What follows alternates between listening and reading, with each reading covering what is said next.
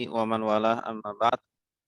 Subhanaka la ilma lana illa ma 'allamtana innaka antal alimul hakim wa tub 'alaina innaka antat tawwabur rahim. Rabbi shrah li sadri wa yassir li amri wahlul 'uqdatam min lisani yafqahu qawli. Raditu billahi rabba wa bil islami dina wa bi Muhammadin nabiyya wa rasula. Rabbi zidni ilma warzuqni fahma amin ya rabbal alamin. Bismillahilladzi la yadurru ma'asmihi syai'un fil ardi wala fis sama'i wa huwas sami'ul alim.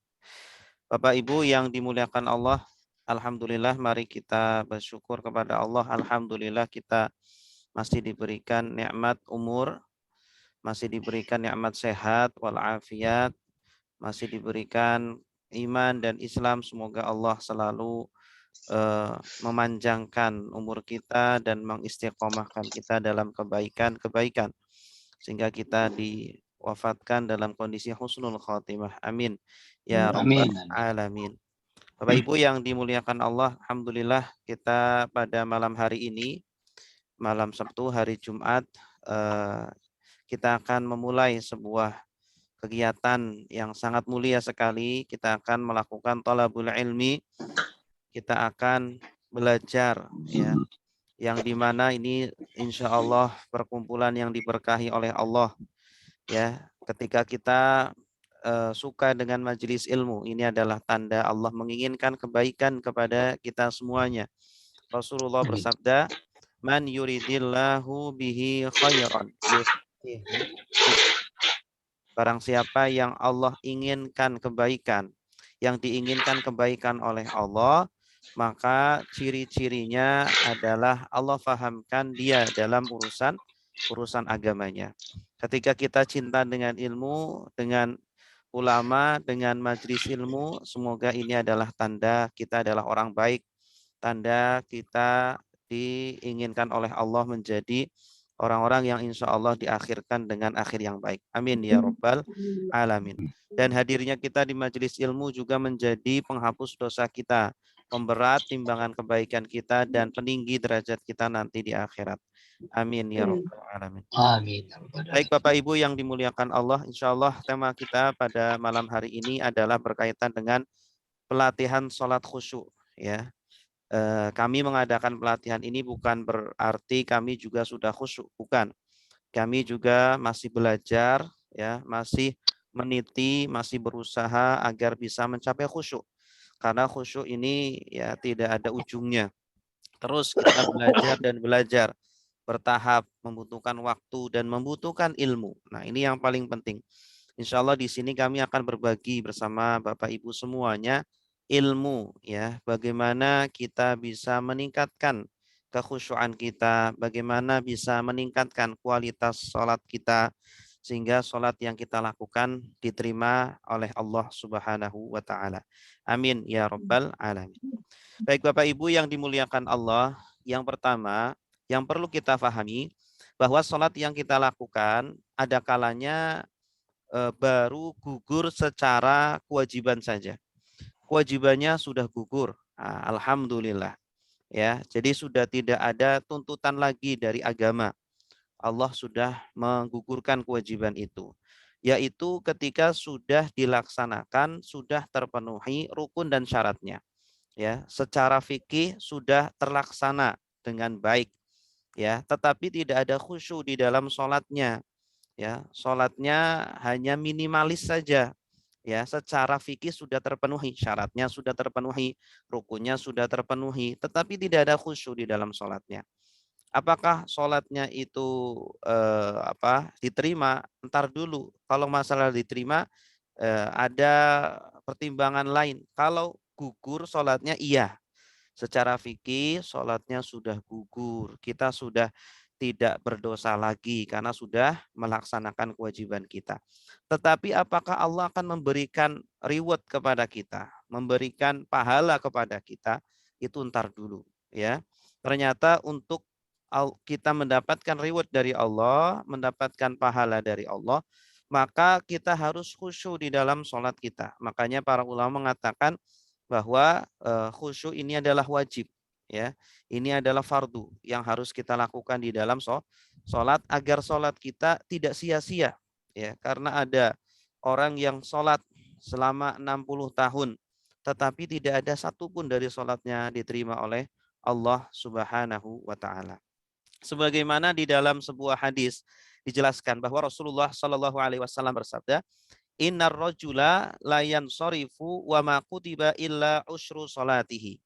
Ya, sesungguhnya ada seorang selesai dari sholatnya dan tidak dicatat baginya dari pahala sholatnya itu kecuali 1/10. Ya, pahalanya hanya 1/10. Tusu'uha sumunuha subu'uha sudusuha rubu'uha sulusuha nisfuha, ya. Ada yang 1/9, ada yang 1/8, ada yang 1/7, 1/6, 1/5, 1/4, 1/3 dan setengah, ya. Jadi masing-masing dari orang yang sholat pahalanya berbeda-beda, bertingkat-tingkat. Ada yang dapat 1/10, 10%, 20%, 30% dan seterusnya. Ya, tentu yang paling tinggi adalah yang paling tinggi khusyuknya, ya. Yang paling tinggi adalah sholatnya para nabi, para rasul, ya, yang mereka sudah mencapai khusyuk yang sempurna. Bahkan ada sahabat, ya, yang mereka ketika ingin dicabut panah yang menancap di tubuhnya, mereka meminta agar mereka dicabut ketika dalam kondisi sholat, ya. Mereka minta izin dulu, tolong biarkan saya sholat dulu, dan ketika saya sholat silakan cabut panah itu. Dan ketika dia sholat dan dicabut itu tidak terasa, ya, pedihnya panah yang menancap di tubuhnya itu.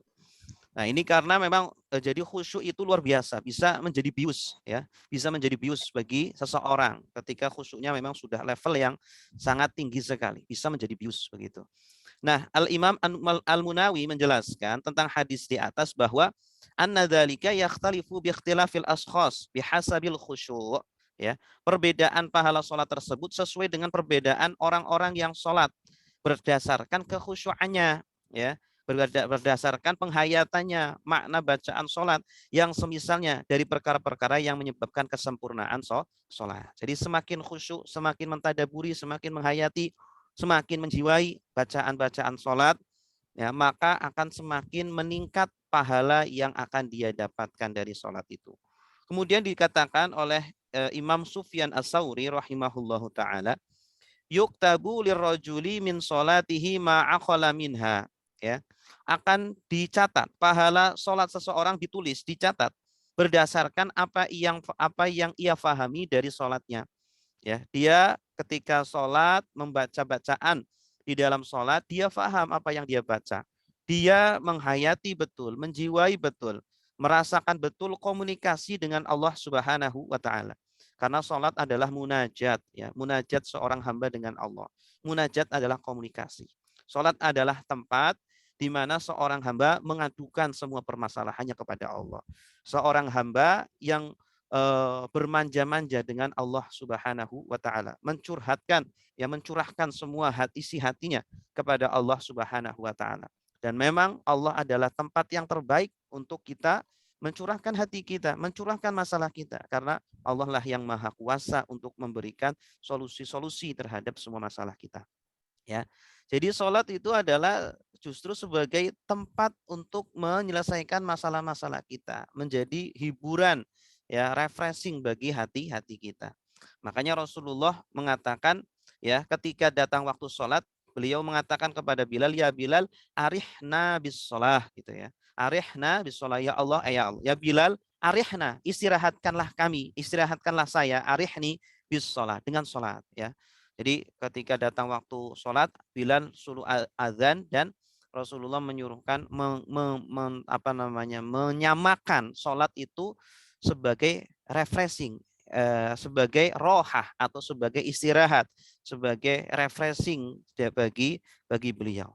Jadi sholat bukan menjadi beban, sholat tidak dianggap sebagai tugas, kewajiban, beban, ya, tetapi sholat itu sebagai refreshing seorang hamba, refreshing seorang manusia, agar dia bisa merefresh dirinya gitu.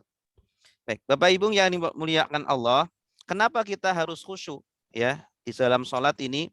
Selain tadi yang sudah kami jelaskan, khusyuk ini ada beberapa alasan kenapa kita harus khusyuk. Yang pertama adalah karena khusyuk ini adalah karena sholat ini adalah amalan yang pertama yang akan Allah hisab ya kelak nanti di padang mahsyar ketika semua manusia dikumpulkan satu persatu akan dihadapkan ya di depan Allah Subhanahu wa taala. Kemudian Allah akan menghisab setiap amalnya dari mulai dia balik sampai dia meninggal ya. Tidak ada satu ucapan, tidak ada satu perbuatan kecuali Allah akan tanya ya, akan tanya kenapa kamu melakukan perbuatan itu? Kenapa kamu meninggalkan perbuatan itu? Ya. Kemudian amalan yang pertama yang akan ditanya oleh Allah Subhanahu wa taala adalah sholat. Bagaimana sholat kamu? Apakah sudah baik? Apakah sudah benar? Ya. Dan apabila sholat yang kita lakukan baik, sholat yang kita lakukan berkualitas, maka amalan-amalan yang lain pun pasti baik ya. Jadi sholat itu menjadi kunci untuk amalan-amalan yang lainnya. Ya, kalau kita ingin puasa kita baik, zakat kita baik, hubungan hablum minallah, hablum minanasnya baik, maka perbaikilah sholat kita. Ya, otomatis kalau sholat kita sudah baik, sudah benar, ya sesuai dengan eh, agama, sesuai dengan kemauan Allah, ya tertentu kita harus belajar ilmunya, maka insya Allah amalan-amalan yang lain pun pasti akan otomatis diperbaiki oleh kita gitu. Karena sholat itu apa? Inna sholata tanha anil fahsya iwal mungkar. Karena sholat ini akan mencegah perbuatan dari keji dan mungkar. Orang yang rajin sholat dan sholatnya terus diperbaiki, otomatis menjadi pribadi yang mulia, pribadi yang baik. Gitu. Tapi sebaliknya wa in fasadat faqad khaba wa khosir.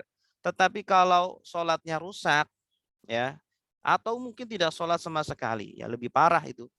Atau dia sholat, tetapi sholatnya asal-asalan, ya, yang penting gugur kewajibannya, dia tidak memperhatikan sholatnya khusyuk atau tidak, tumak ninah atau tidak, maka ya sholatnya, maka amalan-amalan yang lainnya pun tidak bisa diharapkan. Amalan-amalan yang lainnya pun makin buruk, lebih buruk dari sholatnya itu. Kemudian yang kedua, dalam sebuah hadis jelaskan ada orang yang 60 tahun sholat, tetapi tidak ada satupun dari sholatnya yang diterima oleh Allah Subhanahu wa taala. Ya. An Abi Hurairah radhiyallahu anhu anin Nabi sallallahu alaihi wasallam qol, "Inna rajula la yusalli sittina sanah." Ada seorang laki-laki yang sholat selama 60 tahun. Wa ma taqabbalallahu lahu salatan, dan tidak ada pun satu sholat yang Allah terima. La'allahu yutimmu ruku'a wa la yutimmu sujud. Mungkin dia menyempurnakan ruku tapi tidak menyempurnakan sujudnya. Wa yutimmu sujud wa la yutimmu ruku'.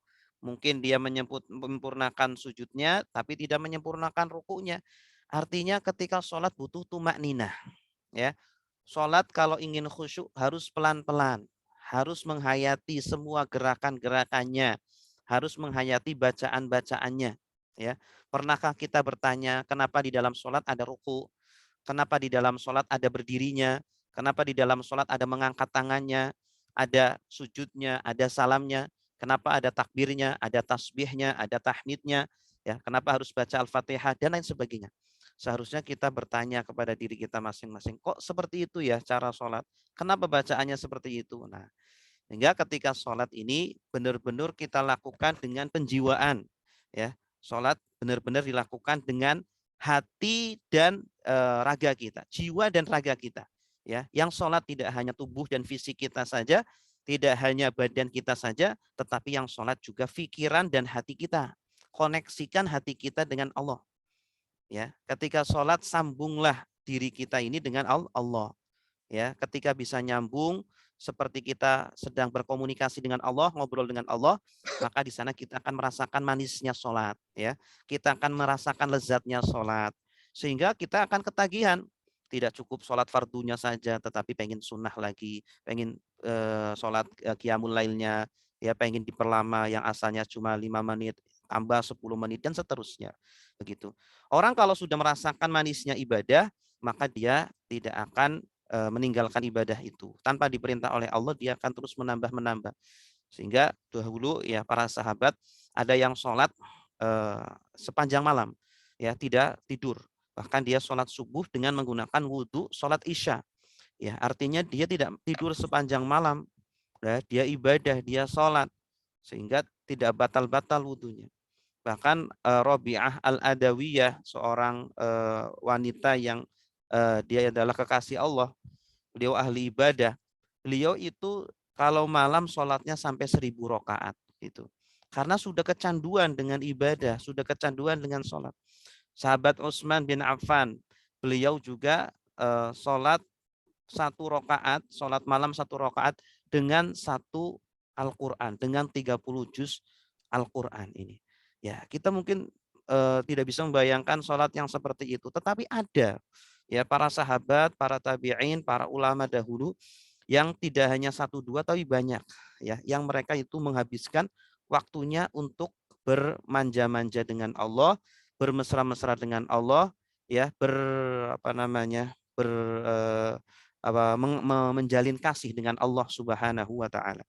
Ini sama ya seperti ketika kita bertemu, kita kedatangan tamu teman lama yang sudah tidak pernah bertemu lagi, mungkin teman SD, teman SMP, teman SMA, sudah berpisah belasan tahun atau puluhan tahun, kemudian bertemu lagi, wah senangnya luar biasa. Kita ngobrol ngalor ngidul berjam-jam tidak terasa, itu ya, dari pagi sampai sore sampai malam mungkin tidak terasa. Nikmatnya luar biasa. Kenapa? Karena kita menikmati perbincangan itu ya. Begitupun ketika kita menikmati sholat kita, ketika kita sholat itu seperti ngobrol dengan Allah, berkomunikasi dengan Allah. Kita memahami apa yang kita baca, maka kita akan merasakan nikmatnya sholat tersebut. Begitu. Kemudian selanjutnya, yang ketiga, hati-hati kalau kita sholat tidak khusyuk. Ketika sholat kita terburu-buru. Di dalam sebuah hadis tidak dijelaskan, An Abi Abdillah Al-Asy'ari radhiyallahu anhu, anna Rasulullah sallallahu alaihi wasallam ro'a Rasulullah sallallahu alaihi wasallam rajulan la yutimmu ruku'ahu. Suatu ketika Rasulullah melihat seseorang yang sholat, dia tidak menyempurnakan rukuknya, wa yang fi sujudihi wa huwa yusolli. Sholatnya seperti ayam yang mematok makanan. Ya, kita bisa bayangkan ayam matok makanan itu kan cepat sekali gitu ya. Jadi sholatnya cepat-cepat, sholatnya tidak khusyuk, tidak tumanina. Kemudian Rasulullah berkomentar, "Lau mata hadza ala halihi, hadhihi mata ala ghairi millati Muhammadin." Ya, seandainya dia meninggal dalam kondisi sholat yang seperti itu, ya, dalam kondisi sholat yang seperti itu terus tidak pernah dia perbaiki cara sholatnya, ya, maka dia meninggal dalam kondisi bukan di atas agamanya Nabi Muhammad Shallallahu Alaihi Wasallam. Naudzubillahi min dzalik. Maka dari itu Bapak Ibu, menuntut ilmu itu wajib ya. Kita memuhasabah ibadah yang kita lakukan selama ini itu wajib ya. Kita harus bertanya, apakah sholat kita sudah diterima oleh Allah? Apakah puasa kita sudah diterima oleh Allah? Bacaan Quran kita sudah betul atau belum? Harus selalu kita bertanya pada diri kita. Ya, hasibu anfusakum qabla an tuhasabu. Hisablah diri kalian, introspeksilah diri kalian masing-masing sebelum kalian nanti dihisab oleh Allah Subhanahu wa taala. Begitu. Makanya belajar ilmu itu tidak ada batasnya. Ya, tidak ada tidak 6 tahun atau 9 tahun atau 12 tahun, tidak. Belajar ilmu itu sampai liang lahat, terus kita memperbaiki diri kita. Bahkan para sahabat dahulu ketika menghafal Al-Qur'an umurnya itu tidak muda lagi. Ya, ada yang 40 tahun, 50 tahun, 60 tahun, ya. Mereka masih belajar Al-Qur'an, menghafal Al-Qur'an, belajar Islam dan seterusnya. Gitu. Ya, kalau kita sekolah atau kuliah ada ujiannya setiap semester atau setiap akhir tahun, kita bisa melihat hasil rapot ya, nilai kita sehingga kita tahu kekurangannya di mana. Mana pelajaran yang merah nilainya. Ya, kita bisa perbaiki di semester depannya atau tahun depannya. Tetapi kalau sholat ya Allah tidak pernah memberikan rapot di dunia ini, ya. Tidak setiap semester kemudian Allah perlihatkan nih nilai sholat kamu, tidak. Maka itu kewajiban dari kita untuk mengintrospeksi sendiri. Ya, kita memikir-mikir setiap mau tidur, kita lihat amalan kita sepanjang siang apakah sudah betul atau belum. Bagaimana sholat kita, bagaimana tilawah Al-Qur'an kita dan seterusnya. Kemudian selanjutnya ancaman neraka wail. Ya, hati-hati bagi yang masih meremehkan sholatnya. Ya, hati-hati bagi yang masih tidak peduli dengan sholatnya. Fawailul lil musallin alladzina hum an sholatihim sahun. Ya, maka celakalah bagi orang-orang yang sholat. Ya, orang yang sholat aja belum selamat, apalagi yang tidak sholat. Alladzina hum an sholatihim sahun. Yang mereka lalai dari sholatnya. Ya, yang mereka lalai di dalam sholatnya. Sahun, sahun ini dari kata sahayashu, ya, yang bisa jadi ya yang saya takutkan ini adalah orang yang suka lupa-lupa di dalam sholatnya, karena sama seperti sujud sahwi ya, sahwi itu lupa. Nah, kenapa kita sujud sahwi? Karena kita lupa sumama membaca Fatihah atau kita lupa jumlah rokaatnya sudah berapa, sehingga dianjurkan untuk sujud sahwi. Nah, jangan-jangan yang orang yang suka lupa-lupa di dalam sholatnya ini adalah yang ditegur di dalam ayat ini. Nah, ini makanya dari situlah orang insya Allah kalau dia khusyuk di dalam sholatnya tidak akan lupa dengan jumlah rokaat yang sudah dia lakukan, ya. Apakah dia sudah baca Al-Fatihah atau belum, gitu, dan seterusnya. Kemudian selanjutnya nomor 5, kenapa kita harus sholat khusyuk? Karena ciri-ciri orang munafik diantaranya adalah tidak khusyuk di dalam sholatnya. Ya, sholatnya itu hanya untuk mendapatkan predikat dari manusia. Ya, yang penting dia sudah terlihat orang, oh dia itu sholat, dia itu orang beriman. Nah, jangan seperti itu. Kata Allah, innal munafiqina yukhadi'unallah. Ya, sesungguhnya orang-orang munafik itu mereka mau menipu Allah. Ya, mereka lisannya mengatakan beriman, tetapi sebenarnya tidak beriman. Mereka sholat sebenarnya hanya eh, apa namanya ingin dianggap atau dilihat oleh manusia saja. Wa huwa khadi'uhum. Sebaliknya Allah akan menipu mereka. Wa idza qamu ila sholati qamu kusala. Nah, ciri-ciri orang yang munafik ya adalah mereka yang bermalas-malasan dalam sholatnya. Ya, sudah datang waktu sholatnya, dia tunda. Lah, entar sajalah. Lah, nanti sajalah. Waktunya masih lama. Begitu. Tidak semangat ketika sholat. Ya, padahal ketika ada panggilan untuk dunia, terkadang kita cepat-cepat. Ya, seumpama ya kita setiap pagi harus ngantor, harus pergi ke tempat pekerjaan jam sekian, ya, atau pergi berdagang jam sekian. Kalau nggak datang jam itu, maka kita akan rugi. Pasti kita cepat-cepat. Ya, kenapa kita lebih cepat memenuhi panggilan dunia daripada panggilan Allah Subhanahu wa taala? Padahal yang memberikan dunia itu juga Allah, ya. Dan dunia itu lebih remeh, sangat rendah sekali dibandingkan dengan akhirat. Padahal ketika kita memenuhi panggilan Allah, ketika kita semangat melakukan sholat, itu sebenarnya untuk kebahagiaan yang nyata, untuk kebahagiaan yang selama-lamanya, yaitu kebahagiaan akhirat. Ya. Padahal kebahagiaan dunia ini hanya kebahagiaan yang semu, yang sementara saja. Yura'unan nas, mereka orang-orang munafik ya melakukan sholat karena ria, wala yadhkurunallaha illa qalila, dan mereka tidak berzikir, tidak mengingat kepada Allah kecuali sangat sedikit saja.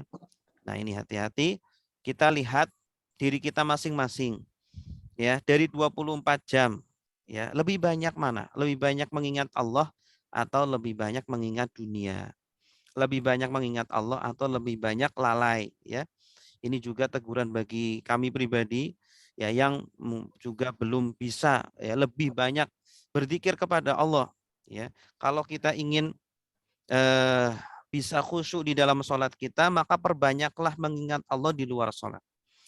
Ya, orang yang di luar sholat saja dia banyak mengingat Allah, banyak berzikir kepada Allah, maka insya Allah di dalam sholat pun dia akan bisa lebih mengingat Allah Subhanahu wa taala.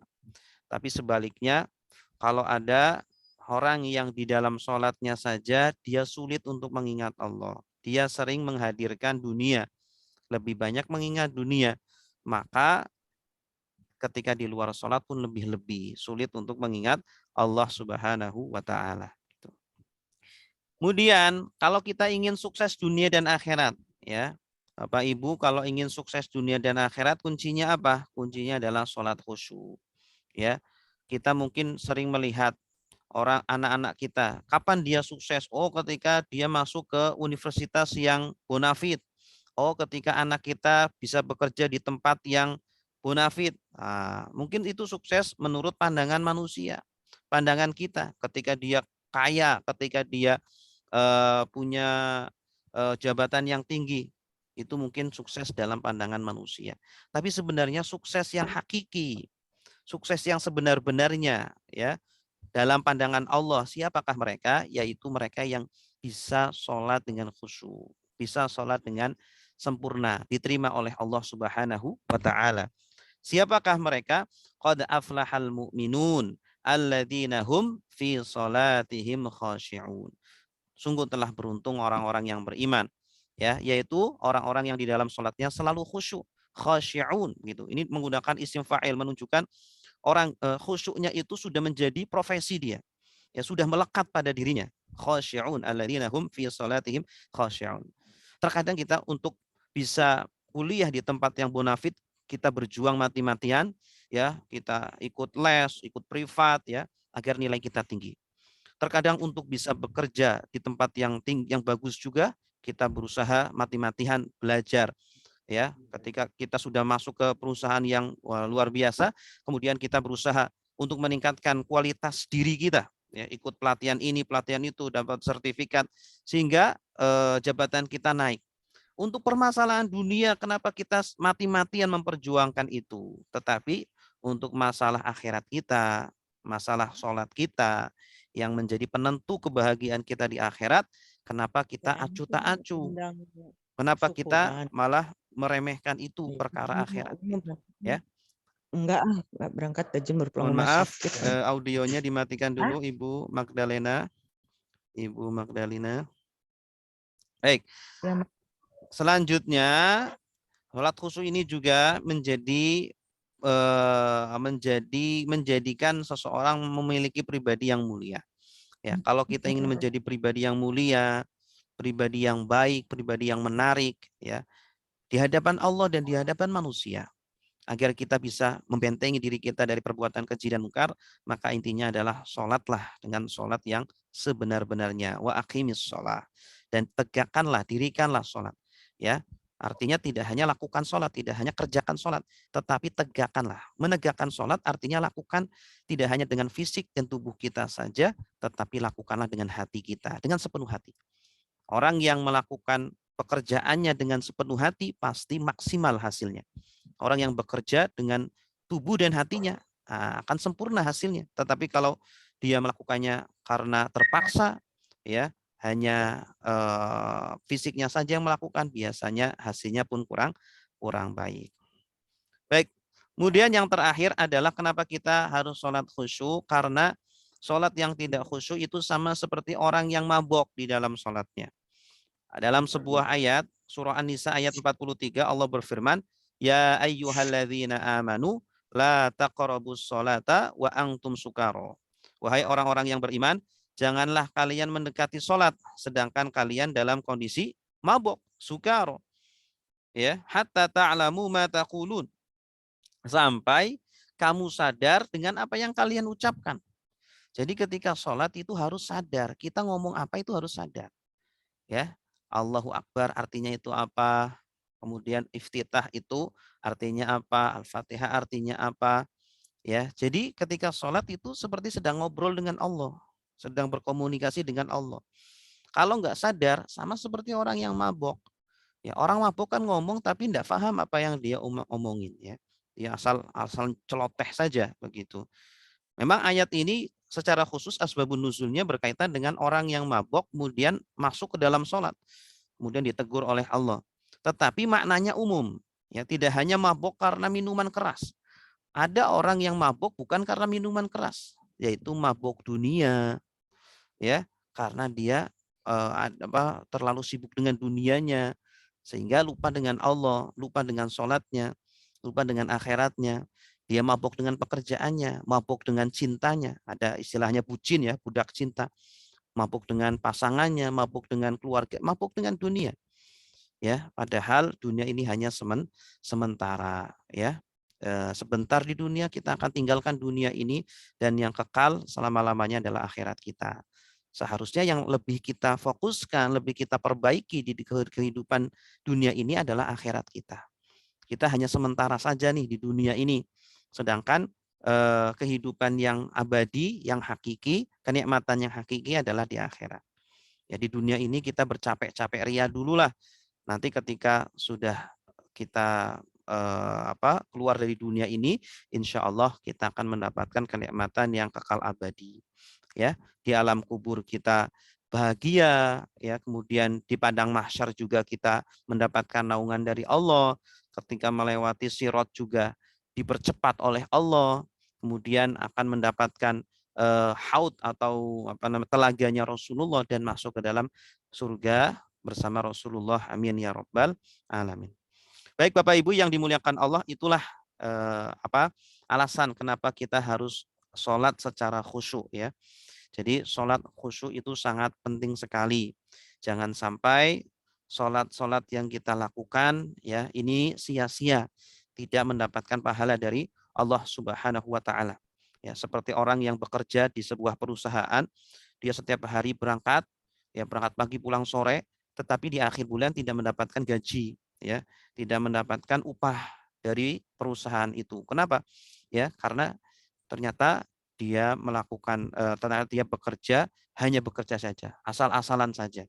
Ya, seperti orang yang sholat hanya udah yang penting menggugurkan kewajiban saja, tetapi tidak sholat dengan hatinya juga. Baik Bapak Ibu yang dimuliakan Allah, selanjutnya apa itu khusyuk? Nah, ini kita mulai masuk kepada inti materi. Sehingga kita bisa memperbaiki ya, bisa mengepas-ngepaskan diri kita. Kira-kira kita sudah khusyuk atau belum? Nah, kita lihat. Khusyuk itu ada 4 poin Bapak Ibu. Agar kita bisa dikatakan khusyuk sholatnya dan insya Allah diterima oleh Allah. Yang mendapatkan nilai yang baik di hadapan Allah Subhanahu wa Ta'ala. Yang pertama kita harus memahami dan mentadaburi bacaan sholat kita. Ya, kenapa Rasulullah, para sahabat, para ulama itu bisa berlama-lama di dalam sholatnya? Ya, karena mereka menikmati ya ucapan-ucapan yang keluar dari lisannya, menikmati bacaan-bacaan yang ada di dalam sholatnya. Ya, orang itu kan ketika mabuk cinta, dia jatuh cinta dengan seorang wanita atau jatuh cinta dengan seorang laki-laki itu pasti ingin berbicara dengan orang tersebut, ingin berlama-lama gitu ya, ingin berduaan, walaupun ngomongnya nggak asal nggak penting ya, ngalor ngidul, tetapi dia ingin bersama-sama gitu, nggak pengen sehari nggak mendengar kabarnya itu wah, gelisah ya, dia gelisah gitu. Nah maka orang yang ingin bisa khusyuk di dalam sholatnya, maka dia harus memahami apa yang dia baca dan mentadaburi, menikmati komunikasi dengan Allah Subhanahu wa taala gitu. Walaupun itu dibaca setiap hari ya, tetapi dia bisa menikmati ya, karena dia sudah menganggap Allah Subhanahu wa taala ini sebagai kekasihnya. Ya, seperti kita sedang dimadu cinta, sedang jatuh cinta, sedang kasmaran dengan lawan jenis, maka kita ingin berlama-lama begitu. Kemudian yang kedua, selain memahami dan mentadaburi bacaan, kita juga perlu untuk mentadaburi gerakan ya. Kenapa di dalam sholat ada berdiri? Kenapa di dalam sholat ada ruku, ada sujud, ada duduk, ada salam dan seterusnya. Ini ada rahasia-rahasianya ya. Ada makna-makna yang tersembunyi dari gerakan-gerakan tersebut ya, yang insya Allah nanti kita akan bahas.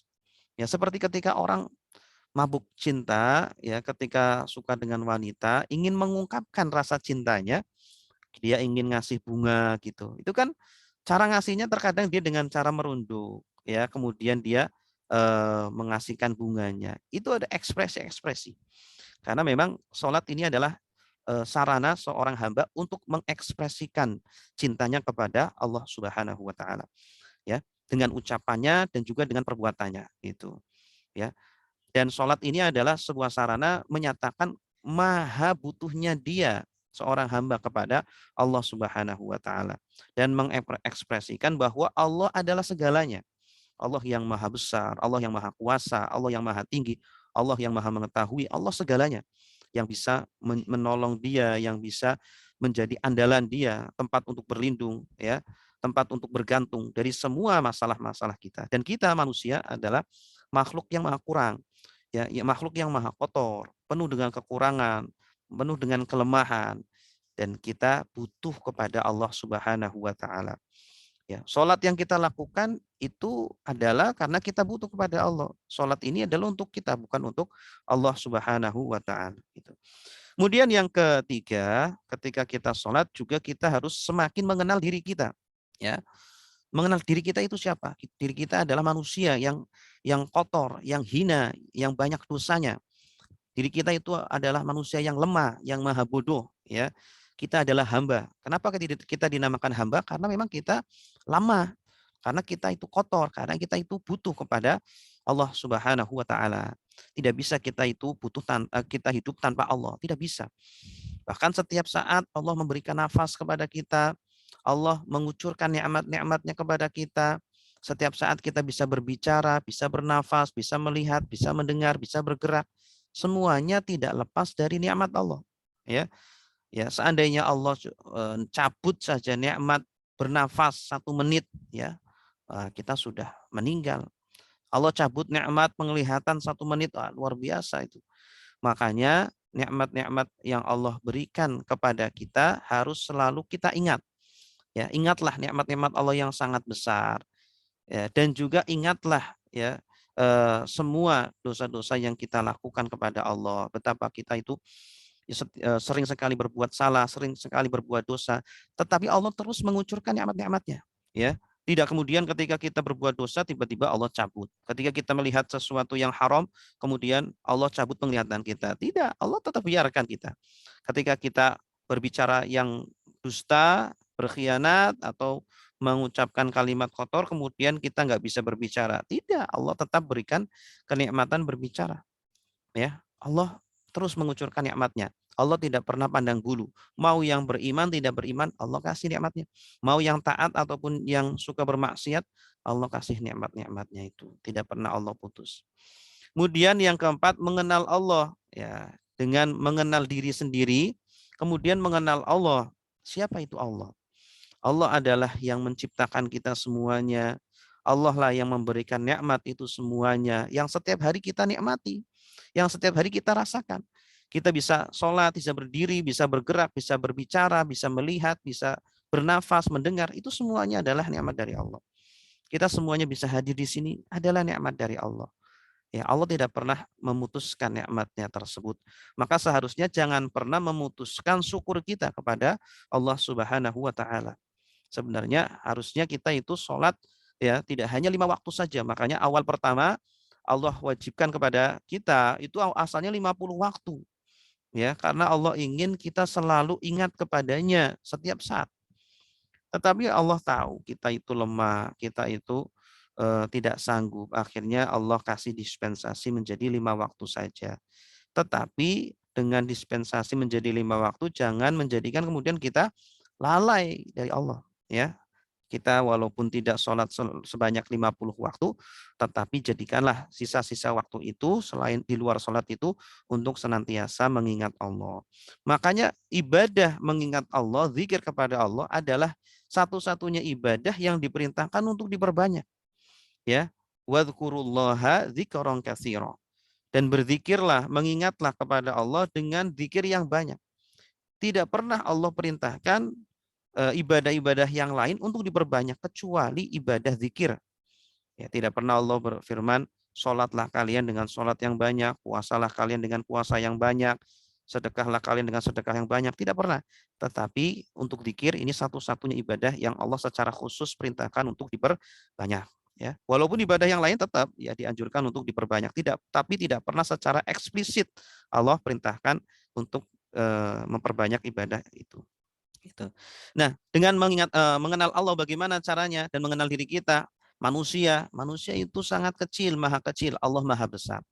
Makanya bacaan-bacaan di dalam sholat dan gerakan-gerakan di dalam sholat itu sebenarnya mencerminkan ya kondisi kita manusia dan kondisi Allah. Ketika kita mengucapkan Allahu Akbar itu adalah pernyataan, ungkapan hati kita kepada Allah Subhanahu wa taala bahwa Allah Maha Besar. Allah Maha Besar artinya Allah Maha Kuasa, Allah yang menciptakan kita. Allah yang menciptakan nikmat-nikmat, Allah yang memberikan nikmat itu. Ya, sedangkan kita maha kecil, kita itu maha lemah, kita maha tidak berdaya, ya, kita tidak ada apa-apanya di hadapan Allah. Ya, makanya jangan sekali-kali kita berani kepada Allah, jangan sekali-kali kita menentang aturan-aturan Allah. Kemudian yang kedua, Allah maha terpuji. Makanya di dalam sholat kita diperintahkan untuk memuji Allah. Alhamdulillahirabbil alamin. Segala pujian hanya milik Allah, Tuhan semesta alam. Ya, artinya hakikat semua kebaikan ya yang ada pada diri kita hakikatnya adalah milik Allah. Kita dipuji, kita ganteng, kita cantik, kita kaya, kita dermawan, kita pintar. Itu hakikatnya Allah yang memberi. Ya, yang menjadikan kita ganteng, cantik adalah Allah. Bukan kita sendiri yang mengusahakan. Yang menjadikan kita dermawan adalah Allah. Allah yang memberikan rizki, yang menggerakkan hati kita sehingga kita menjadi dermawan. Yang menjadikan kita pintar adalah Allah. Ya, kita belajar kalau Allah tidak jadikan kita pintar, tidak bisa kita pintar. Allah yang memberikan itu semuanya. Ya, dengan kasih sayangnya, kemudian Allah jadikan lisan-lisan para hamba memuji kepada kita. Maka ketika kita dipuji oleh orang lain, kembalikanlah kepada Allah. Kamu pintar, alhamdulillah. Ya, pujian hanyalah milik Allah Subhanahu wa taala. Ya, saya bisa seperti ini itu karena dari Allah Subhanahu wa taala. Ini hanya titipan Allah yang dititipkan kepada saya saja gitu. Jangan ketika kita puji kemudian kita malah sombong. Kita merasa itu adalah usaha kita, jerih payah kita, ya. Tidak. Kemudian kita adalah hina, kita adalah kotor. Karena memang kita diciptakan pun dari air yang hina, dari air mani yang kotor. Ya, kemudian kita dikeluarkan dari tempat yang kotor. Ya, kemudian kita sedangkan Allah Maha Suci. Makanya di dalam sholat kita diperintahkan untuk bertasbih. Subhana rabbiyal azimi wa bihamdihi. Ya, Maha Suci Allah yang Maha Agung. Maha Suci Allah yang Maha Agung. Wa bihamdihi dan aku memuji kepadanya. Jadi Allah itu Maha Suci. Suci dari apa maksudnya? Allah suci dari semua perbuatan-perbuatan yang tidak layak baginya. Dari semua sifat-sifat yang tidak layak baginya. Allah tidak pernah salah dalam berbuat gitu. Allah tidak pernah salah dalam takdir-takdirnya. Makanya jangan kita punya prasangka buruk kepada Allah. Jangan pernah memikirkan, oh Allah tidak adil nih sama saya. Saya sudah berusaha, kok saya nggak sukses-sukses. Sedangkan teman saya ini usahanya kurang tapi bisa sukses. Nah, jangan pernah kita punya prasangka seperti itu. Semua takdir yang terjadi di muka bumi ini itu tidak lepas dari kendali Allah Subhanahu wa taala dan Allah tidak pernah salah dalam takdirnya. Allah tidak pernah menzalimi hambanya gitu. Kemudian Allah juga Maha Kuasa sedangkan kita Maha lemah ya. Kita sebenarnya tidak bisa berbicara kecuali Allah lah yang menggerakkan lisan kita. Kita tidak bisa bergerak kecuali Allah yang menggerakkan tubuh kita. Kita tidak bisa melihat kecuali Allah yang menjadikan mata kita bisa melihat. Semuanya itu digerakkan oleh Allah. Bahkan dalam akidah Ahlus Sunnah wal Jamaah, kita makan itu bukan karena makanan yang mengenyangkan, tapi yang mengenyangkan adalah Allah. Cuma Allah menjadikan sebab-sebab ya pada makhluk-makhluknya. Kalau kita ingin kenyang ya makan, ya kita ingin pintar ya belajar, kita ingin kaya ya harus bekerja. Allah jadikan sebab-sebab itu. Tapi jangan berfahaman, berkeyakinan bahwa sebab-sebab itulah yang menjadikan kita mendapatkan hasil. Bukan. Yang memberikan hasil adalah Allah. Manusia hanya diperintahkan untuk mengambil sebab-sebab itu, ya, untuk mengusahakan atau melakukan sebab-sebab tersebut. Itulah akidah Ahlus Sunnah wal Jamaah begitu. Ya. Kemudian Allah juga maha baik. Di dalam sholat kita sebutkan at-tahiyyatul mubarakatus sholawatut thayyibat, ya. At-tahiyyat, segala macam penghormatan. At-tahiyyatul mubarakat, yang berkah, segala macam keberkahan, at-thayyibat, dan segala macam kebaikan, ya, itu adalah milik Allah Subhanahu wa taala. Allah lah yang selalu memberi. Allah yang maha dermawan kepada kita, ya. Allah bahkan walaupun kita bermaksiat kepadanya, Allah tetap memberi kepada kita. Tetapi manusia adalah sifatnya egois, ya. Manusia ketika diberi nikmat, dia malah pelit, dia malah bakhil. Ya, ketika Allah cabut nikmatnya, kemudian dia mengeluh, ya. Kemudian dia mengeluh, ya. Nah, maka sholat ini mengajarkan kepada kita, wahai manusia, jangan menjadi manusia yang egois. Jadilah manusia yang suka berbagi, suka sharing, ya, suka bermanfaat kepada orang lain. Jangan berbuat baik saja kepada orang yang berbuat baik kepadamu, tetapi berbuat baiklah kepada siapa saja, bahkan orang yang berbeda akidah dengan kita, ya, orang yang mungkin dia berbuat jahat kepada kita, gitu. Orang yang tidak menyembah Allah, Allah baikin mereka, ya. Orang yang kafir tetap Allah kasih nikmat. Allah yang maksiat tetap Allah kasih nikmat. Kemudian Allah juga maha ingat. Allah tidak pernah lupa. Allah tidak pernah lupa. Subhanalladzi la yanamu wa la yashu. Maha suci Allah yang tidak pernah tidur dan tidak pernah lupa. Sedangkan kita manusia itu maha lupa. Bahkan di dalam sholat pun kita lupa, ya. Di dalam sholat kita lupa jumlah rakaatnya sudah berapa, tadi baca Al-Fatihah atau enggak. Allah tidak pernah lupa, tidak pernah lalai, ya. Makanya di dalam sholat ini Allah selalu melihat kita. Allah tidak pernah lupa dengan diri kita. Coba bayangkan seumpama Allah lupa, tidak menjadikan jantung kita berdetak, gitu ya. Yang menggerakkan jantung kita menjadikan berdetak itu kan Allah. Coba kalau Allah lupa, ya, 1 menit Allah tidak jadikan berdetak, ya, kita sudah tidak ada di dunia ini. Tetapi Allah selalu ingat, sehingga menjadikan semua makhluknya, ya, tetap hidup, begitu, ya. Kemudian kita maha bodoh, sedangkan Allah Subhanahu wa taala maha mengetahui. Mungkin selama ini kita berdoa belum dikabul oleh Allah. Allah maha mengetahui, ketika dikabulkan mungkin kita kemudian jauh dari Allah, kita lupa dengan Allah, kita tidak berdoa lagi, kita tidak beribadah lagi. Allah maha tahu terhadap kebutuhan kita. Baik, Bapak Ibu yang dimuliakan Allah, cukup sekian dari kami tentang muqaddimah, ya. Ini adalah pengantar sholat khusyuk. Insya Allah pada pertemuan berikutnya kita akan masuk ke tadabbur bacaan dan gerakan sholat. Nah, masih ada waktu sekitar 19 menit. Silakan bagi Bapak Ibu yang memiliki pertanyaan, silakan dinyalakan audionya atau, ya, bisa dituliskan. Ustaz. Ya, silakan Bu. Assalamualaikum warahmatullahi wabarakatuh. Waalaikumsalam warahmatullahi wabarakatuh. Saya Susanti dari Jakarta. Iya, silakan Ibu Santi. Saya mau mengenai ini Ustaz, yang sholat yang tidak khusyuk gitu. Jadi kan di sini kan kita belajar mengenai sholat yang khusyuk itu bagaimana.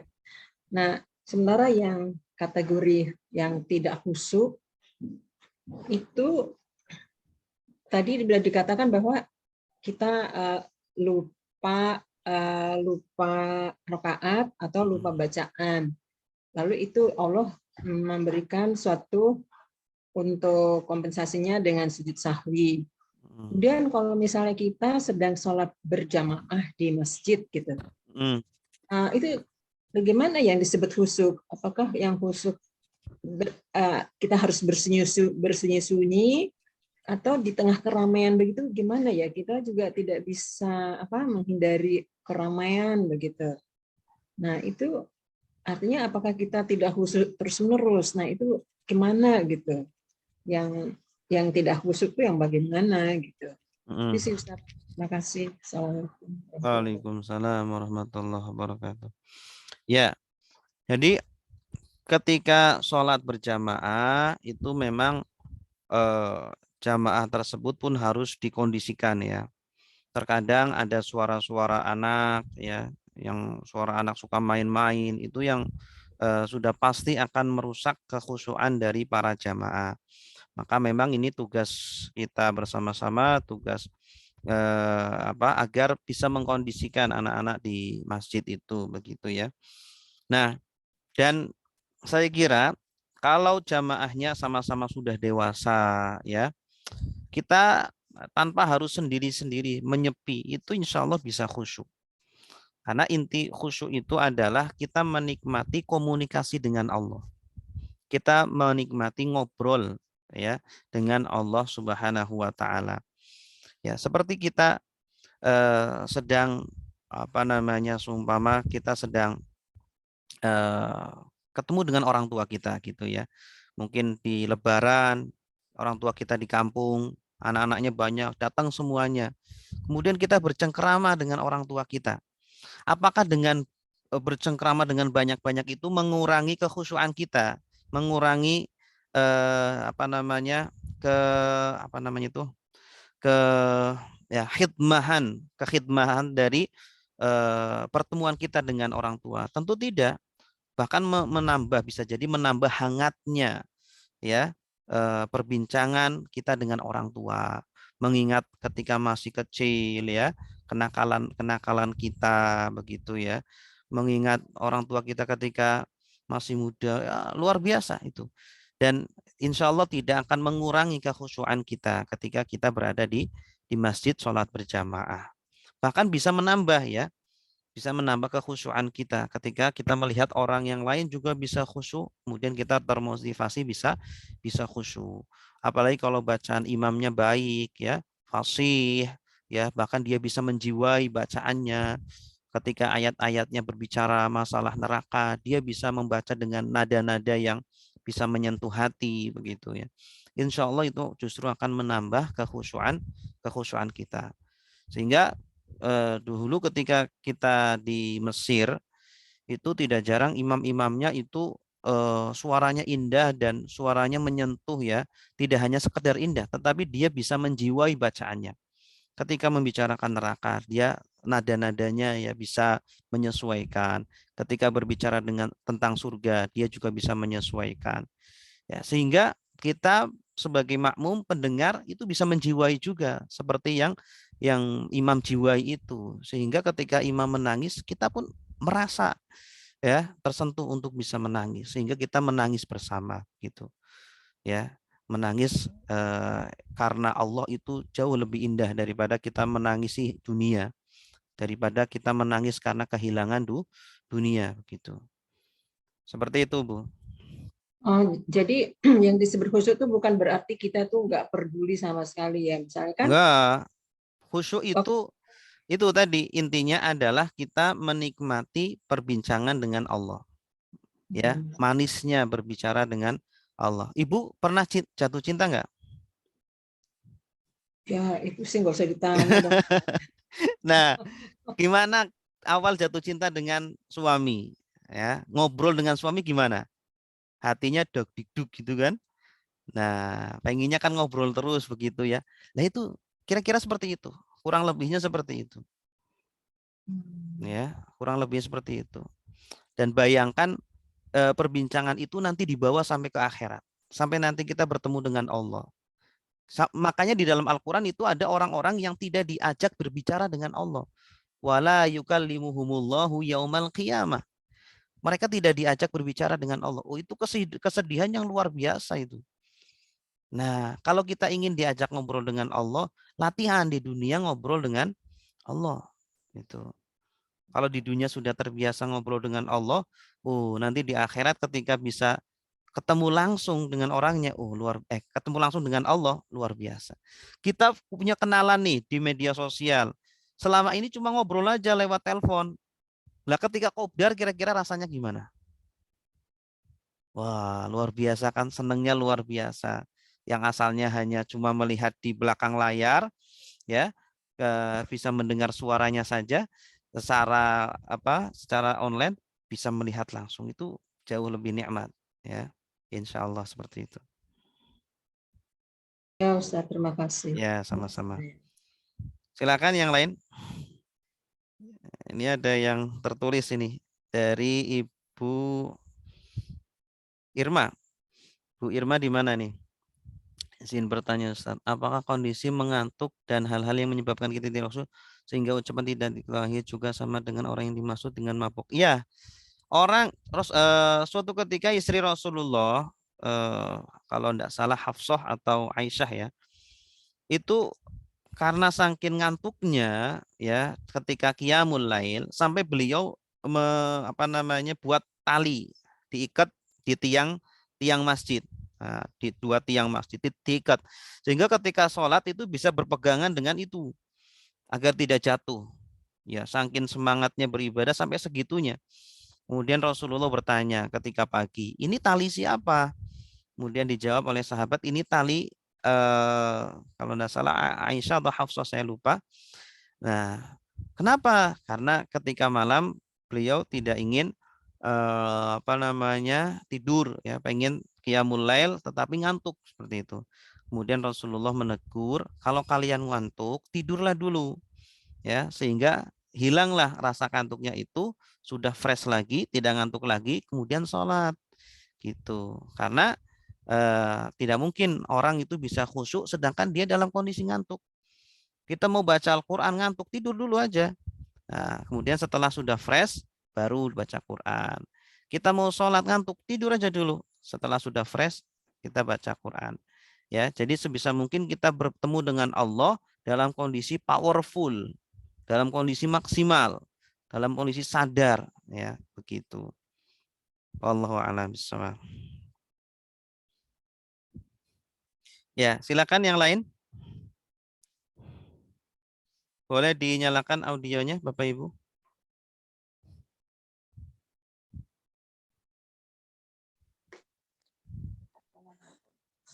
Silakan dinyalakan aja audionya. Assalamualaikum Pak Ustadz. Waalaikumsalam. Silakan Pak Untung. Ya, saya ingin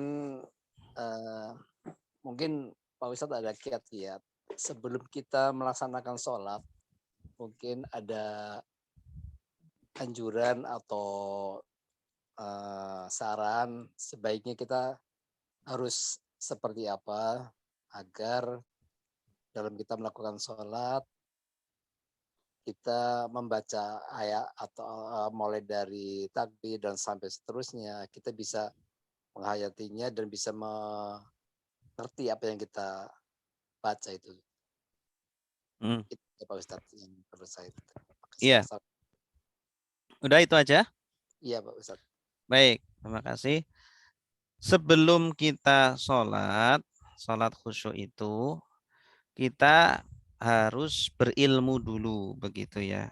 Ya, kita kalau mau bekerja di sebuah perusahaan atau di sebuah tempat lah, tempat apa saja, pasti kita harus berilmu dulu kan. Kita mau jadi koki nih, kan harus punya ilmunya dulu. Kita mau jadi arsitek, kita harus punya ilmunya dulu, harus kuliah sampai bertahun-tahun gitu. Pekerjaan apa saja, dokter, polisi dan seterusnya, itu harus ada ilmunya. Ya, masalah dunia saja itu harus ada ilmunya, apalagi masalah akhirat gitu. Maka kalau kita mau semakin baik sholatnya, berkualitas, khusyuk, maka harus berilmu dulu. Ya, baik ilmu secara fikihnya atau ilmu secara khusyuknya, secara hatinya gitu. Nah, bagaimana agar kita sholat dengan baik, dengan maksimal ya? Maka harus memahami apa yang kita baca. Tadi kita sudah sampaikan. Ya, apa sih arti dari takbir? Apa sih arti dari iftitah? Doa iftitah itu dari awal sampai akhir. Kemudian Al-Fatihah, apa maknanya? Kemudian bacaan ketika ruku, ketika i'tidal, ketika sujud, ketika tahiyat, sampai salam. Ya, harus kita tahu artinya itu apa, kandungannya itu apa. Sehingga ketika kita mengucapkan kita bisa menjiwai gitu. Ketika kita sedang mengucapkan kalimat-kalimat ya merendahkan diri kita, sedang DP kepada Allah, kita bisa menjiwai gitu. Ya. Sehingga sholat yang kita lakukan itu betul-betul dilakukan dengan hati, dengan jiwa dan raga kita begitu. Ya, sesuatu yang dilakukan dengan di jiwa dan raga pasti akan hasilnya akan maksimal. begitu. Ya, maka butuh belajar. Kita untuk masalah dunia saja sampai kuliah, sampai sekolah bertahun-tahun, masalah sholat, masalah akhirat itu kita tidak pernah belajar. Mungkin kita merasa sholat khusyuk itu sulit, untuk menghadirkan khusyuk itu sulit, harus belajar bahasa Arab dulu dan seterusnya. Kita masalah akhirat, kenapa kita masalah dunia kita semangat. Kita mau kuliah sampai bertahun-tahun atau sekolah sampai bertahun-tahun. Kenapa masalah akhirat kita malah menggampangkan? Malah kita mengatakan sulit, ya. Padahal ya memahami sholat tidak harus kita itu belajar bahasa Arab, harus belajar grammar bahasa Arab bertahun-tahun, tidak. Bacaan sholat itu terbatas, itu saja gitu. Ya, setidaknya kita hafalkanlah arti-arti dari bacaan sholat itu, kemudian hadirkan di dalam sholat. Karena tidak semua yang paham bacaannya pun dia menghadirkan maknanya di dalam sholat. Ya, orang Arab pun ya, walaupun mereka paham bahasa Arab, tidak semuanya mereka khusyuk. Ya, mereka paham, tetapi ketika sholat tidak menghadirkan maknanya, itu juga banyak yang seperti itu, sehingga tidak khusyuk di dalam sholatnya. Maka setelah kita sudah mengetahui ilmu sholat khusyuk, maka selanjutnya adalah sebelum sholat ada hal-hal yang harus kita lakukan agar ketika masuk ke dalam sholat itu benar-benar khusyuk. Di antaranya sebelum sholat kita harus mempersiapkan kondisi tempatnya, harus tempat yang memang tidak bising, ya. Jangan kita sholat kemudian di sampingnya, di depannya ada televisi atau di depannya ada cermin, sehingga ketika sholat kita tidak terganggu. Ya, jangan sholat di samping makanan gitu ya, sehingga ketika sholat kita terganggu, waduh, jadi lapar nih gitu kan. Atau di samping suara-suara yang bising, ya, itu harus dihindari dulu. Sebelum sholat, kalau kita ingin buang hajat, buang dulu hajatnya. Ya, mau pipis, mau BAB, buang dulu sehingga plong ya ketika sholat aman gitu. Kemudian sebelum sholat juga kita harus bersuci dengan tadabur. Ya, ketika wudhu itu jangan sekedar wudhu saja, tapi tadaburi setiap basuhan dan usapan di dalam wudhu itu. Ya, ketika kita membasuh kedua tangan kita, tadaburi, hayati, sambil berdoa meminta kepada Allah. Membasuh tangan ya. Kita berdoa, ya Allah, kedua tangan ini mungkin terkadang digunakan untuk bermaksiat, digunakan untuk melakukan dosa. Ya Allah, ampunilah dengan wudhu ini, semoga Engkau menggugurkan dosa-dosanya.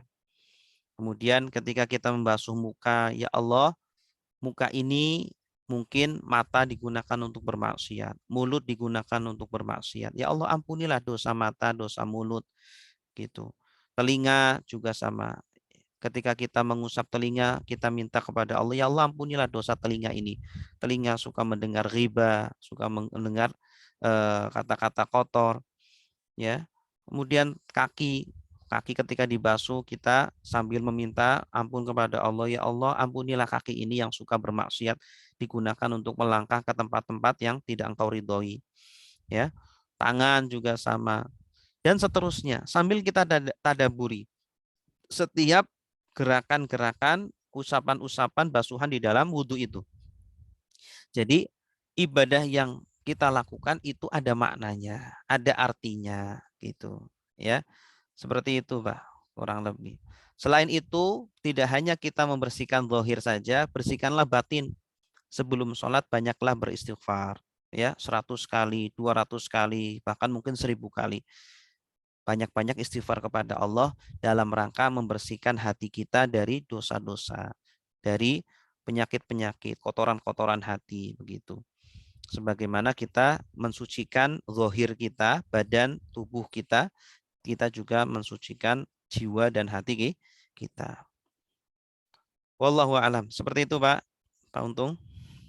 Terima kasih Pak Ustadz. Ya, sama-sama. Silakan yang lain.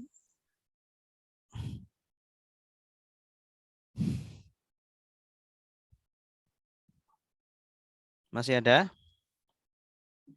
Saya boleh nggak Ustaz? Boleh, Satu silakan Bu. Ini Ustaz, kan mengenai waktu sholat, 5 waktu. Nah, pembagian waktu sholat itu sendiri pun ada durasinya gitu ya, misalnya subuh dan sebagainya itu. Nah, kita itu apakah yang penting kita di dalam durasi tersebut, mau di awal atau mau di akhir, asalkan jangan melewati durasi itu. Nah, itu apakah bisa seperti itu ya kalau dalam kita melakukan sholat gitu?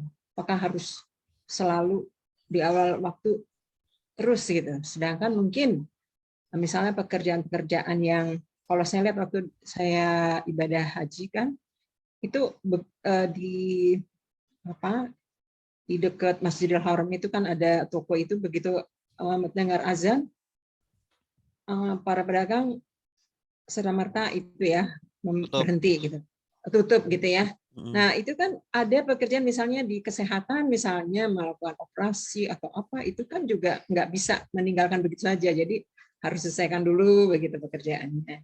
Jadi itu bagaimana Ustaz yang seperti itu? Ya, memang Allah menjadikan sholat itu termasuk ibadah muasa. Ya, ibadah muasa itu artinya ibadah yang waktunya itu diperluas gitu. Karena Allah tidak mau memberatkan kepada hambanya. Ada sebagian hamba yang tidak bisa sholat pada awal waktu karena dia bekerja ya yang tidak bisa ditinggalkan pada waktu itu. Ya, kalau ditinggalkan bisa berbahaya begitu ya. Maka Allah dengan rahmatnya itu menjadikan hamba-hambanya ini fleksibel dalam melakukan kewajiban. Itu tujuan awalnya. Tapi jangan menjadikan kita yang luang waktunya, ya kita tidak punya kesibukan, tidak punya kepentingan apa-apa, kemudian kita menunda-nunda begitu. Kalau bisa dilakukan di awal waktu, lakukanlah di awal waktu. Percepatlah kita memenuhi panggilan Allah Subhanahu wa taala. Sebagaimana ketika kita dipanggil oleh orang tua kita, ya, tentu orang tua ingin ya kita datang secepatnya. Kalau ditunda-tunda gimana? Orang tua pasti ya, ada perasaan ya tidak suka dengan perbuatan kita. Atau kita dipanggil oleh bos kita, atasan kita. Ya, kita menunda-nunda nanti. Tentu ini menimbulkan perasaan tidak suka begitu. Maka kalau kita ingin dicintai oleh Allah, ingin diperhatikan oleh Allah, ya, maka dahulukanlah Allah, prioritaskanlah Allah, karena Allah ya yang selalu memprioritaskan kita. Allah selalu mengucurkan nikmat-nikmatnya kepada kita, ya, daripada orang tua kita, daripada bos kita, daripada orang-orang yang memberikan kebaikan-kebaikan kepada kita, itu tidak ada seberapa dibanding kebaikan-kebaikan yang Allah berikan kepada kita. Ya, nikmat-nikmat yang Allah berikan kepada kita jauh lebih besar daripada ya orang tua kita, daripada bos kita, daripada atasan kita. Tidak ada bandingannya begitu. Maka seharusnya ya ketika kita dipanggil oleh Allah, secepatlah kita memenuhi panggilannya. Dan kata para ulama, secepat apa kita memenuhi panggilan Allah, secepat itulah nanti kita di Sirat, di jembatan, ya. Ketika melewati Sirat itu, orang kondisinya bermacam-macam. Ada yang dia berjalan dengan santai, ada yang dia kemudian merangkak, ada yang dia kemudian terjatuh-jatuh, ya. Ada yang secepat ya kilat begitu. Tergantung kondisi dia di dunia ketika memenuhi panggilan Allah Subhanahu wa taala. Semakin dia memperlambat panggilan Allah, maka semakin lambat nanti di Sirat. Semakin dia cepat, maka dia akan semakin ya cepat nanti di Sirat. Wallahu a'lam bishawab. Gitu, Bu?